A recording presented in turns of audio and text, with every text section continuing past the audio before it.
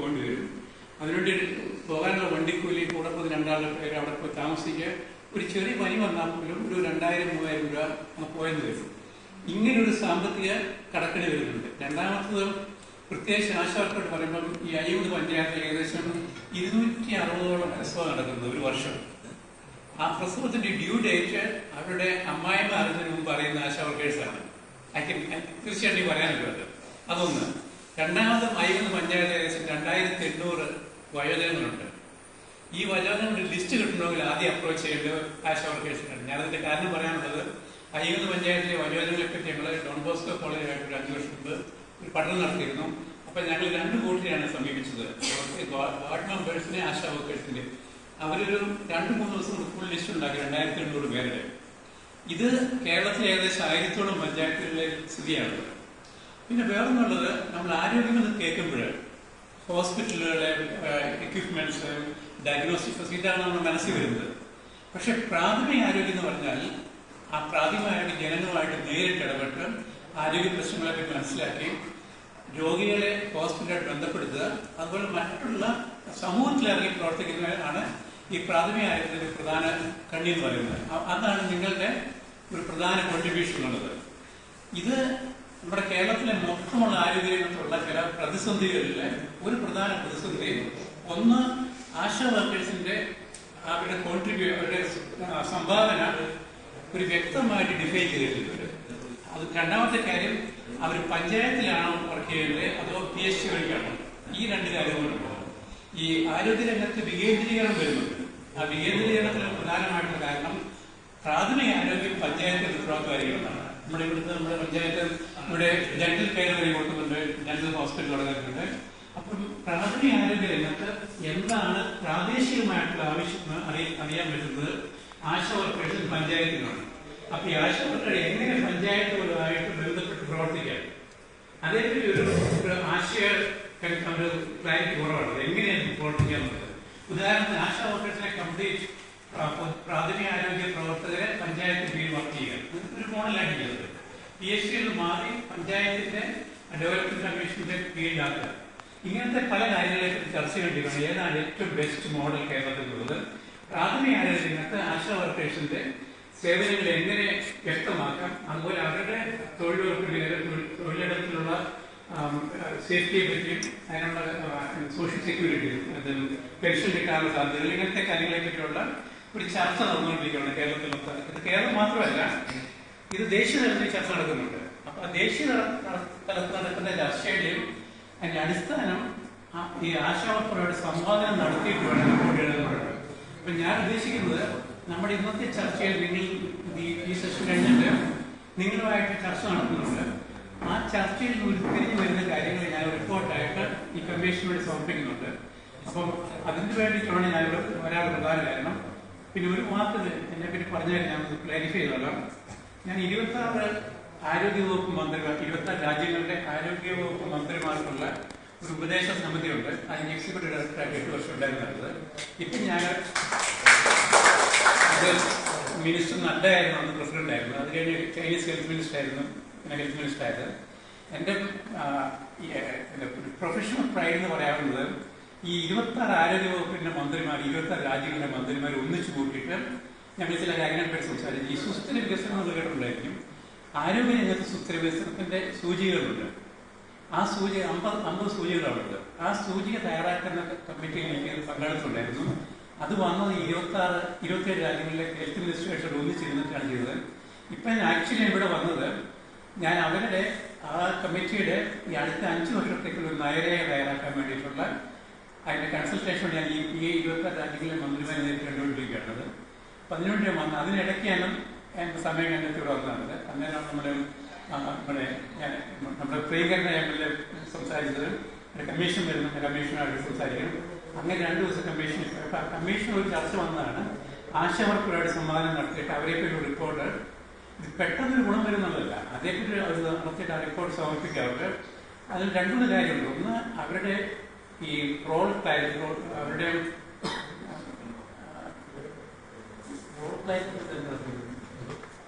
Clarity of the Rolls.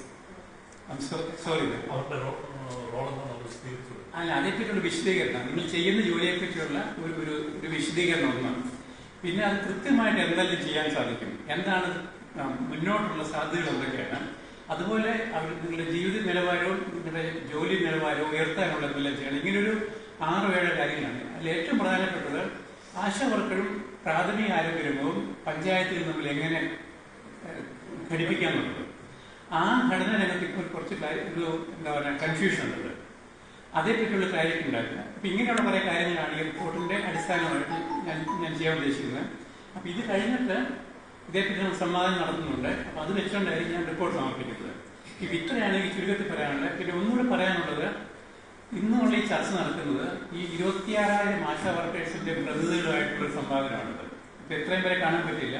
അപ്പം ഞാനെന്തായാലും voluntary ചെയ്തു. നമ്മൾ ഇവിടുത്തെ ആശാ വർക്കറാണ് അയ്യൂർ പഞ്ചായത്ത് തീർച്ചയായിട്ടും സംസാരിക്കാനൊക്കെ.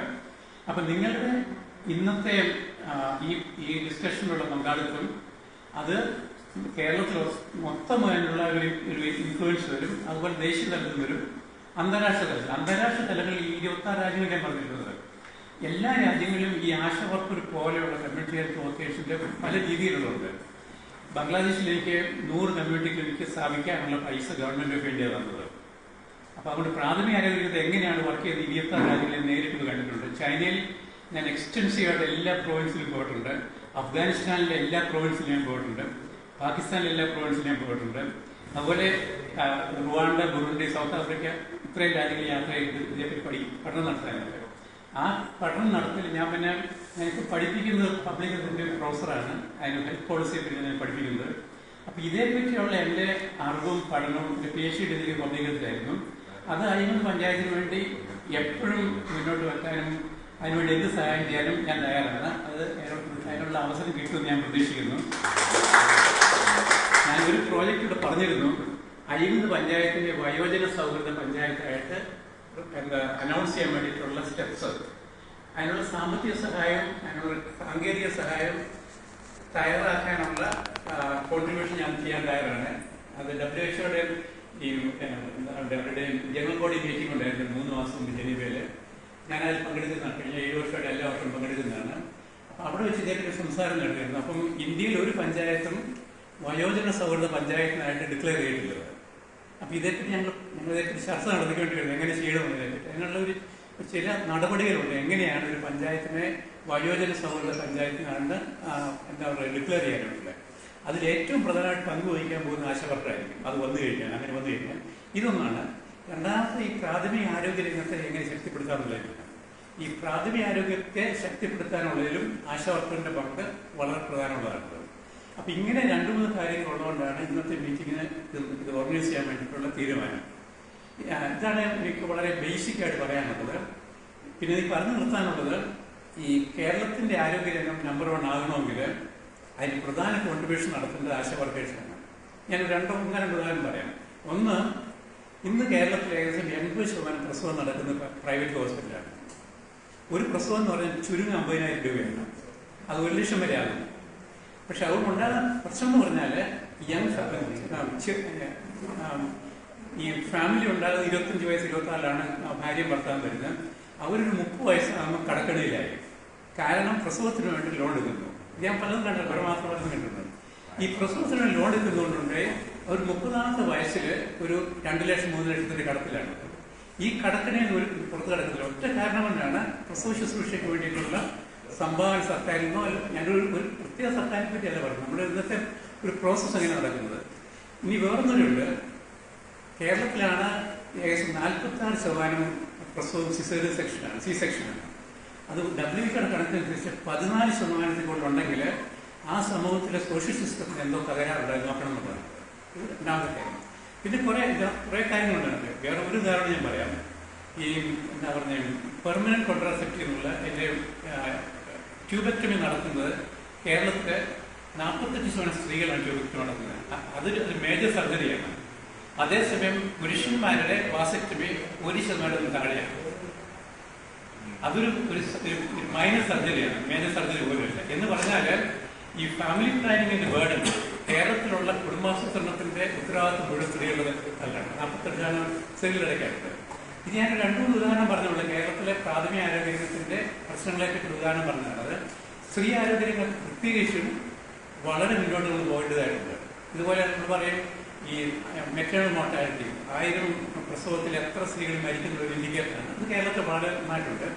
അതിന് നമ്മൾ ഇനിയും കുറയ്ക്കാൻ സാധിക്കുന്നത് അവിടെയാണ് വരുന്നത്. നമ്മളിപ്പോൾ ഉള്ളത് 1,000,000 16 പേര് സ്ത്രീകൾ മരിക്കും. അതാണ് അതിന് കണക്ക് പറഞ്ഞത്. ഈ 16 വീണ്ടും കുറയ്ക്കാനുള്ളത്. അതാണ് കേരളത്തിൽ ഒന്നാമതാകേണ്ടത്. രണ്ടാമത്തുള്ളത് 5 വയസ്സുള്ള കുട്ടികൾ മരിക്കുന്നു. അത് കേരളത്തിൽ ഏറ്റവും കുറവുള്ളത്. നമ്മൾ അമേരിക്ക പോലുള്ള രാജ്യങ്ങളോട് കിടപിടിക്കുന്നതാണ്. പക്ഷെ അത് ഇനിയും കുറയ്ക്കാൻ പറ്റുമോ? അവിടെയാണ് നമ്മൾ നമ്പർ 1 ആകുന്നത്. പക്ഷേ വേറൊന്ന് വരുന്നുണ്ട്. കേരളത്തിലെ അഡോളസൻ ഗേൾസ് പെൺകുട്ടികളുടെ ഇടയ്ക്കുള്ള ആത്മഹത്യ നിരക്ക് ഏറ്റവും കൂടുതൽ സ്റ്റേറ്റ് കേരളമാണ്. അത് പ്രാഥമിക ആരോഗ്യ രംഗത്ത് നമുക്ക് ഇതേപ്പറ്റി കണ്ടുപിടിക്കാനും നേരത്തെ ഇൻഫർമേഷൻ നടത്താനുള്ള സാധ്യതകളില്ല. ഞാൻ ട്യൂണീഷ്യ എന്ന രാജ്യത്ത് പോയിട്ടുണ്ട്. അവരുടെ പ്രാഥമിക ആരോഗ്യ രംഗത്ത് ഒരു വിമൻസ് സെക്ഷൻ എന്ന് പറയുന്ന ഒരു സെക്ഷനുണ്ട് എല്ലാ പ്രാഥമിക ആരോഗ്യ രംഗത്തും. അവർ കൊടുക്കുന്നതെന്ന് വെച്ചാൽ ജനറ്റിക് കൗൺസിലിംഗ്, മെഡിക്കൽ കൗൺസിലിംഗ് എല്ലാം കൊടുക്കുന്നത്. അതിൻ്റെ കൂടെയുള്ളത് ഈ ഗാർഹിക പീഡനത്തെ പറ്റിയുള്ള സപ്പോർട്ട് കൊടുക്കുന്നത് ഈ പ്രൈമറി ഹെൽത്ത് സെന്ററിൽ നിന്നാണ്. ഞാൻ ഉദാഹരണം പറഞ്ഞിട്ടുള്ളത്. അപ്പം ഇങ്ങനത്തെയുള്ള പല അറിവുകളും പല രാജ്യങ്ങളിൽ നമുക്ക് കേരളത്തിൽ നടപ്പാക്കാനുണ്ട്. ഇത് നടപ്പാക്കിയാൽ നമ്മൾ തീർച്ചയായിട്ടും റിയലി നമ്പർ 1 ആണ്. നമ്മൾ നമ്പർ 1 എന്ന് പറഞ്ഞാൽ പോരാ. പിന്നെ ഒന്നുകൂടെ പറഞ്ഞു നിർത്താനുള്ളതാണ് ഈ ആരോഗ്യ രംഗത്തെ സൂചികൾ. നമ്മൾ ഓരോ സൂചികൾ വെച്ചിട്ടാണ് പറയുന്നത്. അപ്പൊ ഈ സൂചികൾ കൊണ്ടാൻ വേണ്ടി WHO 100 സൂചികളാണ് പറഞ്ഞിരിക്കുന്നത്. ഈ 100 സൂചികളെ 25 അവിടെ 4 സെക്ഷനായിട്ട് പറഞ്ഞിരിക്കുന്നത്. 25-ല് ഒരു സെക്ഷൻ ഡെവലപ്മെന്റ് ഇൻഡിക്കേറ്റേഴ്സ് പറയും. Maternal mortality, infant mortality, neonatal mortality ഇതൊക്കെ ഉണ്ട്. അതിൽ നമ്മൾ വളരെ മുന്നോട്ട് പോയിട്ടുണ്ട്. വളരെ കാര്യമായിട്ടുള്ള സമ്മാനം നേടിയിട്ടുണ്ട്. പക്ഷെ അതേസമയം രണ്ടാമത് പറയുന്നത് ഈ ബിഹേവിയർ റിലേറ്റഡ് ഇൻഡിക്കേറ്റേഴ്സ് പറയും. നമ്മുടെ ഡയബറ്റിക്സ്, കാർഡിയോവാസ്കുലർ ഡിസീസ്, ഇങ്ങനെ 5 അത് നമ്മൾ ജീവിതശൈലി രോഗങ്ങൾ എന്ന് പറഞ്ഞാൽ ആ വാക്ക് ശരിയല്ല. ഇത് ജീവിതശൈലി രോഗമല്ല. ആ വാക്കൊരു ഒരു എന്താ പറയുക പൊതുജന സംരക്ഷണത്തിലേക്ക് വന്ന വാക്ക് ശരിക്കും തെറ്റായ ഒരു എക്സ്പ്ലനേഷനാണ്. ഈ ജീവിതശൈലി രോഗം എന്ന് പറയുമ്പോൾ യു ബ്ലെയിമിങ് ദ പേഷ്യൻസ്. പേഷ്യന്റിനെ നിങ്ങൾ അതിനെ കുറ്റപ്പെടുത്തുകയാണ് ഈ ജീവിതശൈലി വാക്ക് ഉപയോഗിക്കുമ്പോൾ. ശരിക്കും പറഞ്ഞാൽ ഡയബറ്റീസ് വരിക. ഡയബറ്റീസ് വരാനും അതിനെ മാനേജ് ചെയ്യാനായിട്ട് 52 ഫാക്ടേഴ്സ് ഉണ്ട്. ഈ ജീവിതശൈലി നമ്മൾ വാക്ക് പോലും കൃത്യമായിട്ട് ഡിഫൈൻ ചെയ്തിട്ടില്ല. പലർക്കും ജീവിതശൈലി പലതാണ്. പക്ഷെ ജീവിതശൈലിയുടെ അന്തസ്സത്ത 2 കാര്യങ്ങളാണ്. ഒന്ന് ഭക്ഷണക്രമങ്ങൾ, രണ്ടാമത് ഫിസിക്കൽ ആക്ടിവിറ്റി. ഇത് രണ്ടും നമ്മുടെ സ്വന്തം തീരുമാനമല്ല. ഇപ്പം കേരളത്തിൽ അരിഭക്ഷണം കഴിക്കാനുള്ള നമ്മുടെ സ്വന്തം തീരുമാനമല്ല. അത് വീട്ടുകാരുടെ തീരുമാനമാണ്, സമൂഹത്തിന്റെ തീരുമാനമാണ്. അതുകൊണ്ട് നടക്കുക എന്നുള്ളത്. പ്രഗ്നന്റ് ആയിട്ട് സ്ത്രീകൾ രാത്രി ഇങ്ങനെ പുറത്തുനിന്ന് നടക്കാൻ പാടില്ല. ഒന്ന് പകൽ നടക്കണമെങ്കിൽ പോലും സേഫായിട്ട് നടക്കാനുള്ള വഴികളിലുണ്ട്. ഇവിടെ നമ്മുടെ പഞ്ചായത്ത് റോഡിലെ സൈഡിൽ ഫുട്പാത്ത് ഉണ്ടെങ്കിലും ഒരു ഫുട്പാത്ത് ഇല്ല എന്നുള്ളത് പബ്ലിക് ഹെൽത്ത് ഇഷ്യൂ ആണ് കേരളത്തിൽ. നടക്കാനുള്ള സേഫായിട്ട് നടക്കാനുള്ള ഫുട്പാത്ത് കൊടുക്കുക എന്നുള്ളത് ഒരു പബ്ലിക് ഹെൽത്ത് ഇഷ്യൂ ആണത്. ഇങ്ങനെ തന്നെയാണ് പബ്ലിക് ഹെൽത്തിനെ കാണേണ്ടത്. അങ്ങനെ നോക്കുമ്പോൾ നമ്മൾ വളരെ മുന്നോട്ട് പോകേണ്ട നമ്പർ 1 ആകണമെങ്കിൽ കേരളത്തിലെ സ്ത്രീകൾക്ക് സേഫായിട്ട്, പ്രത്യേകിച്ച് പ്രഗ്നന്റ് മദേഴ്സ് സേഫായിട്ട് റോഡിൽ കൂടെ നടക്കാനുള്ള അവസരം ഉണ്ടാക്കി കൊടുക്കുക എന്നുള്ളത് ആരോഗ്യരംഗത്തിന്റെ ഉത്തരവാദിത്വമാണ്. ഞാനത് പറയുമ്പോൾ പലർക്കും സംശയം തോന്നും. ഇതാണ് നമ്മൾ ലോകതലത്തിൽ നോക്കുമ്പോഴുള്ള പഠനങ്ങൾ കാണുന്നത്. ഓസ്ട്രേലിയയിൽ റോഡ് ആക്സിഡന്റ് നടന്നാൽ അതിൻ്റെ എല്ലാ റോഡ് ആക്സിഡന്റും ടൗണിൽ പുറത്താണെങ്കിൽ എയർ ആംബുലൻസ് ഉണ്ട്. ഹെലികോപ്റ്റർ വന്നിട്ടാണ് ആംബുലൻസ് വരുന്നത്. സാധാരണ നമ്മുടെ ആംബുലൻസ് അല്ല. ആ ആംബുലൻസിന്റെ ചെലവും അതിന്റെ എക്സ്പെൻസും അവരെ കൊണ്ട് എമർജൻസി വാർഡിൽ കൊണ്ടാക്കുന്നതിന് മുഴുവൻ ചെലവും PWD ഡിപ്പാർട്ട്മെന്റ് കൊടുക്കുന്നത്, മിനിസ്റ്റർ ഓഫ് ഹെൽത്ത് അല്ല. എങ്ങനെയാണ് ആരോഗ്യരംഗത്തെ സാമ്പത്തികമായിട്ട് സപ്പോർട്ട് ചെയ്തതിന്റെ മോഡലുകൾ മാറിക്കൊണ്ടിരിക്കുന്നത്? അത് PWD ഡിപ്പാർട്ട്മെന്റ് ഉത്തരവാദിത്തമാണ് റോഡ് സേഫ് ആക്കുക എന്നുള്ളത്, അല്ല മിനിസ്റ്റർ ഓഫ് ഹെൽത്തിന്റെ അല്ല. പക്ഷെ ഇത് സേഫ്റ്റി ഇല്ലാത്തതുകൊണ്ട് പറ്റി പല ഹോസ്പിറ്റലിലും ആക്സിഡന്റ് റിലേറ്റഡ് ബെഡിനാണ് എടുക്കുന്നത്, മറ്റുള്ള രോഗങ്ങൾ നോക്കുന്നതിന് പകരം. അതിന് ഉത്തരവാദിത്വം പബ്ലിക് ഹെൽത്ത് ഡിപ്പാർട്ട്മെന്റിലാണ്. ഇങ്ങനത്തെയുള്ള കാഴ്ചപ്പാടുകൾ മാറിക്കൊണ്ടിരിക്കുകയാണ്. ആ കാഴ്ചപ്പാടിൽ പുതുതായിട്ട് വരുന്നതിനെ പറ്റി നമുക്ക് നമ്മുടേതായ പഞ്ചായത്ത് ലെവലിലും ഡിസ്ട്രിക്ട് ലെവലിലും കാണാനുള്ള ഒരു അവസരമുണ്ടത്. ആ അവസരത്തെ നമ്മൾ ഉപയോഗിക്കണം എന്നുള്ളതാണ്. പിന്നെ നമ്മൾ അതേപ്പറ്റി പറഞ്ഞു ഈ ഡേറ്റയെ പറ്റി പറഞ്ഞു, ഇതിലുള്ള അറിവുകളും വികസന സൂചികളെ പറ്റിയുള്ളത്. ഈ പ്രാഥമിക ആരോഗ്യരംഗത്തെ ഏറ്റവും പ്രധാനപ്പെട്ട കാര്യം ഡേറ്റയാണ്. ഈ ഡേറ്റയ്ക്ക് ഇപ്പം വേറൊരു മീനിങ് വന്നിട്ടുണ്ട്. നമ്മളിപ്പോൾ ആർട്ടിഫിഷ്യൽ ഇന്റലിജൻസ് വരുന്നുണ്ട്. അതിന്റെ അടിസ്ഥാനം എന്ന് പറഞ്ഞ ഡേറ്റയാണ്. അതെങ്ങനെയാണെന്നുള്ളൊരു ഇച്ചിരി കോംപ്ലിക്കേറ്റ് എക്സ്പ്ലെയിൻ ചെയ്യാനായിട്ടുള്ളത്. ഇപ്പം കേരളത്തിൽ ഇപ്പം നമ്മുടെ PSC കൂടി ചിറ്റ് എഴുതുന്നത് ഈ OPD ടിക്കറ്റ്.